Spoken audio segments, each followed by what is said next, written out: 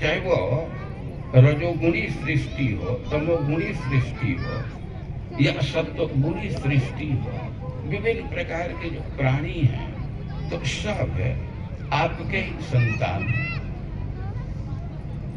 चाहे वो देवता हो या दैत्य हो, तो सब आपके ही संतान हैं और समूह भगवान आपके पुत्र हैं, आपके संतान हैं।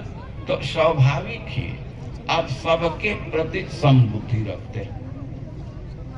देवताओं से भी आपका प्रेम है, दैत्यों से भी प्रेम है, दोनों के प्रति आप समभाव रखते हैं। लेकिन फिर भी तथापि भक्तम भजते महेश्वर। लेकिन हम भगवान के स्वभाव को देखते हैं कि सबके प्रति भगवान सम है। समूहम सर्वभूतेषु, भगवान के लिए कोई द्वेष नहीं है, कोई उपेक्ष नहीं है। लेकिन फिर भी जो भगवान की भक्ति करता है तो भगवान उसके तरफ विशेष ध्यान रखते हैं, अपने भक्तों का मनोरथ पूर्ण करते हैं। तो आप भी भगवान के भक्त हैं, उनके अनुगामी हैं, तो हमारे मनोरथ को आप पूर्ण करेंगे। तो तस्माद ईश भजंत्या में श्रेयस चिंते सुब्रत हत श्रियो हितस्थान स्थान शपथ निर्पाय न प्रभु। मैं भी आपकी सेवा में हूँ, आपकी सेवा करते हूँ। तो हे प्रभु, हे सर्वसमर्थ, मैं श्रेय चिंतय, हमारे श्रेय का आप विधान कीजिए, हमारे श्रेय का योजना कीजिए, उसके विषय में प्लान कीजिए, उसके विषय में सोचिए। अरे क्या तुम्हारा श्रेय है? तो कह रहे कि हित श्रेय हित स्नान शपथ निर्पाय न प्रभु। शत्रु हमारे घर को छीन लिए हैं, हमारे ऐश्वर्य को छीन लिए हैं। बहुवचन में बोल रही है, पुत्रों को आत्मसात करके। तो शपथ नहीं पाई न प्रभु, आप हमारी रक्षा कीजिए, हमको संरक्षण प्रदान करें। परे विवासिता सा मग्ना व्यसन सागरे। वे कह रहे हैं कि शत्रुओं के द्वारा विवासिता, हम आवाज से बाहर कर दिए गए, हम उनका घर छीन लिया गया। तो साहम मग्ना व्यसन सागर, इसी कारण मैं तो दुख के समुद्र में पड़ी हूँ। ऐश्वर्यम श्री जसस्थानम हृतानि प्रबलेर मम। जबरदस्ती हम लोगों का ऐश्वर्य, हम लोगों का स्थान, हम लोगों का जस छीन लिया गया।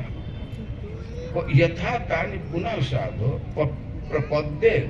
प्रपद्येरन ममात्मजा तथा विदाहि कल्याणम धिया कल्याण कृतम। कि आप कुछ व्यवस्था कीजिए कि हमारे पुत्रों को फिर से घर वापस आ जाए, अभी अपने ऐश्वर्य को फिर से प्राप्त कर ले, कुछ ऐसा व्यवस्था कीजिए। तथा विदेहि कल्याण धिया कल्याण कृतम। और कह रही है कि आप ऐसा नहीं कह सकते कि आप में सामर्थ्य नहीं है। कल्याण कृतम, आप तो भगवान का ध्यान करते हैं, भगवान का चिंतन करते, उनका भजन करते हैं और भगवान के संतुष्टि के लिए विविध प्रकार के व्रत को धारण किए हैं। तो उसके प्रभाव से हमारे किसी भी मनोरथ को पूर्ण करने में आप सक्षम हैं। तो अदिति प्रार्थना कर रही है अपने पति से कि कुछ व्यवस्था कीजिए कि हमारे पुत्रों का घर वापस हो जाए, उनको उनका अपना स्थान पुनः प्राप्त हो जाए। अब सुखदेव गोस्वामी कहते हैं कि एवं अभ्यर्थितो दित्या कष्टामा स्मयन्निव।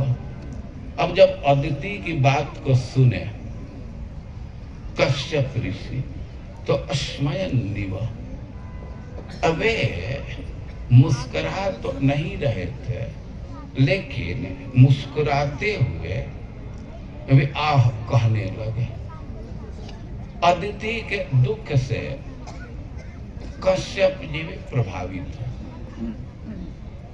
उसमें सहानुभूति रखे हैं, लेकिन अदिति के दुख को दूर करने के लिए, उसमें वैराग्य उत्पन्न करने के लिए वो मुस्कुराते हुए प्रवचन कर रहे हैं, हंसते हुए से प्रवचन कर रहे हैं। और वे कहने लगे कि अहो माया बलम विष्णु स्नेह बद्ध मिदम जगत। वे मन में विचार करने लगे कि भगवान विष्णु की माया कितनी प्रबल है। वो माया के प्रभाव से सब लोग स्नेह में बंधे हुए। अदिति के वचन को सुन करके जैसा वे आग्रह कर रही है कि हमारे पुत्रों का घर वापस हो जाए, और कश्यप जी को मन में सोचने लगे कि भगवान की माया कितनी प्रबल है।